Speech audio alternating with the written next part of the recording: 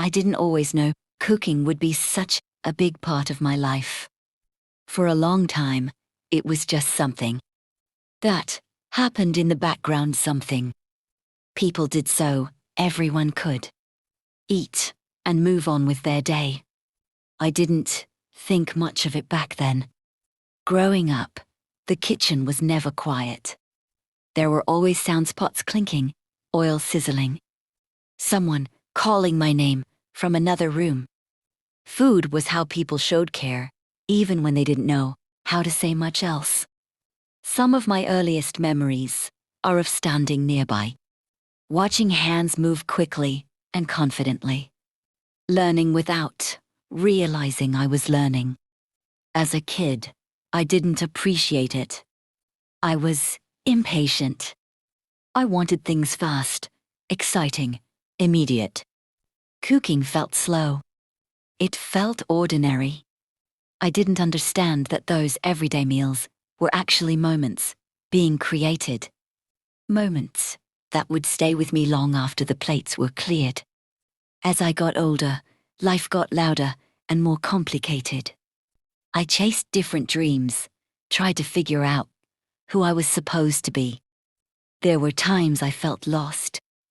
Times I felt like I was always rushing, but never arriving anywhere.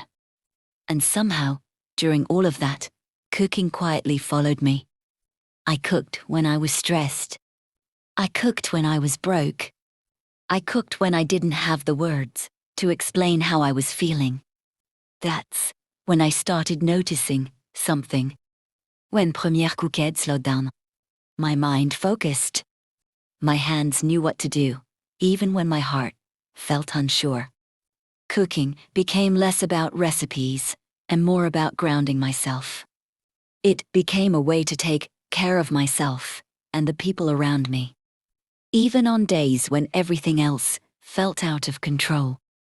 I made mistakes: burnt dishes, flavors that didn't work, meals that didn't turn out the way I imagined. But I learned that cooking is forgiving. You can adjust, try again, add a little more patience.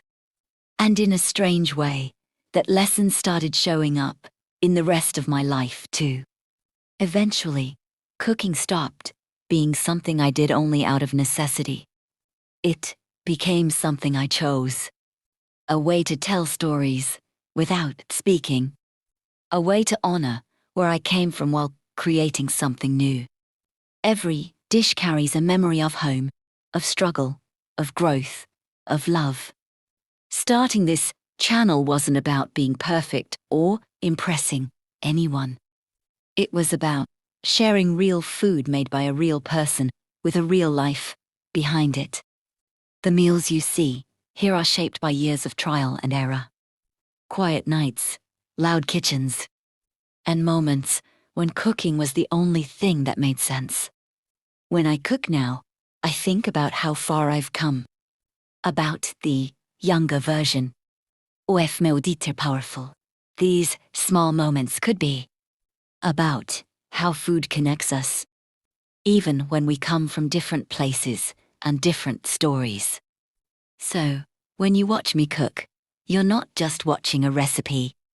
You're watching pieces of my life come together in a pan.